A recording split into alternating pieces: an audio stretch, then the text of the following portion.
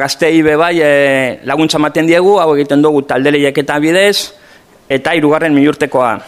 Talde lehiaketan, esan behar, 55 parkatu talde aurkeztu direla, Europara 17 herrialde ezberdinetatik, eta bueno, hemen finala izango dugu 4 egunetan.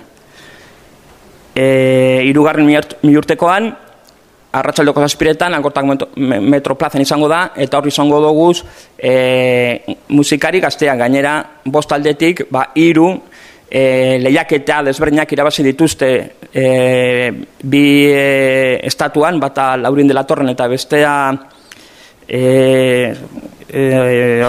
Talavera de la Reinan, eta 3. Belgikan egiten den beste talde bat.